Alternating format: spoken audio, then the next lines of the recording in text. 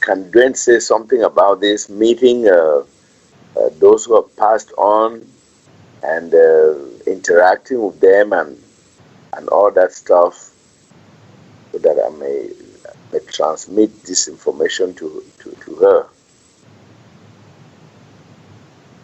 Okay, now what are you referring to, Charles? What meeting? I mean, meeting the deceased relatives on the other side. Oh, deceased. Okay. Yeah, All right. Which ones? Hers or whose or what? yeah, her mother, her aunt, and some friends and all the like. You know, there's a tendency that when people start seeing this kind of having this kind of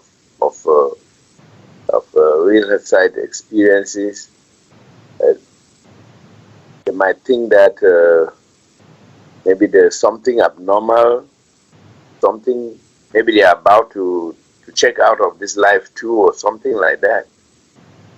So it's not always a comfortable feeling for some people. So can you shed some light on this? Yes, I can. Thank you for asking. That's a very good question. Yeah, because people really want to better understand this. Yes, we all go through a lot of experiences. I have too. And at times we get a little desperate and wonder what's going on. But actually, like yourself, Miriam, and many others, you're not going anywhere. The boys are going to keep you here for a long time because there's a lot to do. And myself, I have gone through experiences, and sometimes the personal self is thinking this or that, but no. Here's the idea. Here's the fun idea. And this is what we're bringing out, and it's this very, very real. Because creation is like it is these endless dimensions, almost, you might say, of appearances, created appearances. We create these appearances, just like we create clothes and wear them. And we appear differently in different clothes, okay? We wear hats, dresses, pants, shoes, whatever. And, they're different, and we appear differently. So it's appearances. And we make buildings and roads and all the things that we do. And, again, it's appearances. And so things appear to be a particular, but they're actually not at all. In other words, just like clearing the clouds, the sun is shining. We are all free beings of real light. This is what we really are. And once you understand that, it relieves a lot of of this consideration of how you think things are, and that is that there is no death, there is no departure, there is no separation. Just even though a person doesn't, you might say, get it this lifetime, they are endlessly and forever in the nowness life is. And, just like the real guides and those that have went before us, you might say, they see each person as they're going through, okay? Life itself sees each person as they're going through their process. And it's all here and now. There's no separation at all. So the person, as an example, that you knew as your mom or your father or your son or your daughter or whatever, they're not going anywhere. And so it's like the people that I've known this lifetime, been married, had relationships, daughter, all these things. No matter what they decide, they're going nowhere because they're always here and now. This is how life is. It's so awesome. And you will always know them in your real awareness. But the personal side, because of the layers of creation involved and the attitudes and ideas, this creates an appearance of separation, you see? And so again, the systems that are controlling people here with the God idea and the invention of politics, religion, etc., they use that as a control factor for others. They utilize these cute little ideas and all this, and the funerals and the marriages and the whatever. They utilize everything. They use the love idea. They use everything they can to market people and control them. But yeah, we can have fun with all these things, have fun with it, but realistically, you decide how these created things are going to affect you. And you can be the knowing effect, but you can learn to see through them, and you can see that there's no separation, because these are just ideas. So the idea is, with many people, is that, okay, when I die, that's it. It's done. There's nothing else. Okay, that's fine. That's an idea you created. And as long as you hold to that, well, that separates you from recognizing that there's no such thing as that idea. But you have the free will to decide whatever you wish. But once you give that up and start to want to experience what really does exist here and now, then you will start to see it. You see, it's a decision you make. And so what we're doing is we're clearing the air here. So it's not hocus pocus like people think. Again, this is where they've played upon, even though the church destroyed, let's say, Jesus as an example, and then put him up as the Son of God. That's marketing ploy, like Michael Jackson or anybody else. It's just marketing. People are thinking that, oh, this person's special, when really we're all the same. We're all just free beings of real light playing our role. But we really misguide ourselves through the ideas that we create. So again, realistically, like the sun shines upon all, there is no separation at all. Yeah, sometimes the days are cloudy. You can think of those as like thought forms, and you don't see the sun, but the sun is still there. You see, it is still there. So there's really no separation. It's just that these ideas that are created creates a separation. So it makes more sense to, while we're in creation, surviving at this level, that we create things that comply, all right, with a benefit for ourselves and not a demise. And so as we look at the world, most people suck in marketing ploy, and they're agreeing to the demise of their situation, and they don't recognize it. So again, yes, there's a lot to go through here to finally get through everything. And so, even what Paul created or whatever, others before him, and, you go back to Rumi and just all these people, Pythagoras and whatever, these were the baby stages for people. And, at a certain point, they became restrictions.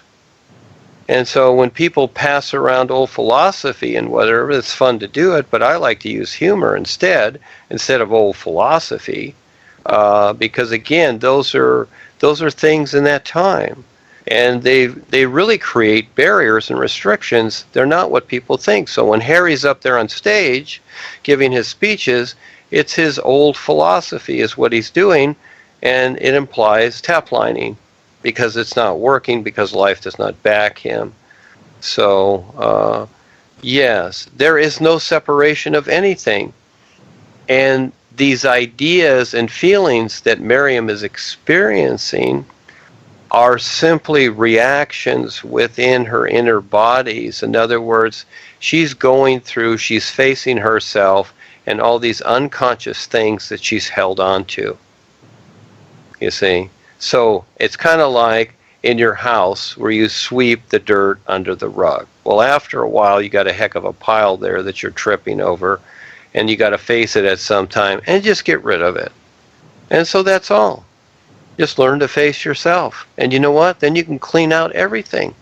And the boys will stand real with you, and they will protect you, because you decide your own protection. You don't have to beg for protection. Then the light comes shining through. And so I can give many examples, but again, you got to take the risk, and you just got to clean the air. So Miriam's fine. And there is no separation of anything. When my so-called parents left, my mother and father, I had no remorse. I had no feelings about that. It's like, why? Why do I need that? I already know they're fine. They're fine. That's it. I'm more saddened when I see people that can succeed in their life with this when they leave. It's like, wow, okay, whatever, because I'm only interested in seeing people succeed. I'm not going to be chasing people that don't want to succeed. They've already made their decision. My so-called mother in this life and my father, they were already self-decided. I'm not going to interfere with that. But I will do everything I can for those people that step up and want to succeed, have a real success. That becomes different because it's their time.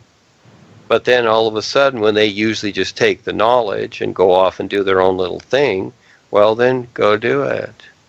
That more so saddens me, but then I let it go. I'm not going to be holding on to that. But, that becomes, a particular, but then I let go of that too. But when a person makes their decision, when they make their statement, that's it. They have a right to that. It's like, well, I'm going to follow God, or I'm going to follow Harry, or I'm going to do this or that. It's like, okay, have fun. That's just it. It's like a company. We have a company here. This is like a business here. And it's like, well, you wanna work for the business, but I don't like to use the term work. Stand real, I like that, because it's not work, it's fun. I see it as, when I used to do my business, which was very hard, construction, I saw it as paid exercise. Really. It's like, I can go to the gym and pay to go to the gym. That's ridiculous, really, because you can go bicycle riding or swimming or walking. Why pay to go to the gym? But some people want to because it's a social order of things. They will pay for it. They won't pay for anything that's really beneficial like what we're doing, but they'll pay to go to the gym. And they'll pay to do all their other nonsense. But to contribute to what we're doing? No, not at all. So, again, it's all choice, what a person wants to do. So, but there is no separation, and Miriam's fine. They're just taking her through, what she needs to see and recognize so she can share that with others so they can better understand, because you see what is going on in Africa and the world. The world has been voodooized, into a stupidness. And it's ridiculous to where everybody's tap line and becoming reptilian if they don't get up and become real and step up and prove themselves, because there's no dragging anybody into the real universes. It doesn't work. So experience is one thing, demonstration, recognition is another, but you must demonstrate it. Yes, but she's fine. Everyone is fine, because everyone has the right to decide, you see? And no matter what they decide, no matter what they drink or eat or decide to even take their own life here, they have the right to decide. So everyone is fine, because it doesn't affect the real awareness. It just keeps the real awareness from recognizing itself, is all. But there is no separation. See, once you have the real knowledge, you're fine. And it's not about going to a place in life. Yeah, you will be doing that. But is that all you want? To go to a little happy place where you have peace and contentment? Guess what? You'll get bored with that. The challenge of life, and to recognize the isness, that's huge, and it's endless. I would say that's a lot better, because you're going to get bored in creation, and you're going to come back here unconsciously, because you want the challenge, because life is endless. It's an automatic challenge that occurs. It's so cool. And very few recognize it because they'll take the time. They usually just take the knowledge. And it's usually mixed with their own distorted ideas of it. And so it takes a lot to get through this. So there's kind of an idea of it, Charles. But she's fine. She's wonderful. Everyone is fine. Just wake up, do something real, And hey, you will learn to see it better as you prove yourself with what we're doing. And we're the main event. If people want to create their own little events, go ahead. But it has nothing to do with us. And yeah, the boys are there and you'll have experiences. But guess what? It has nothing to do with the main event. We are the main event.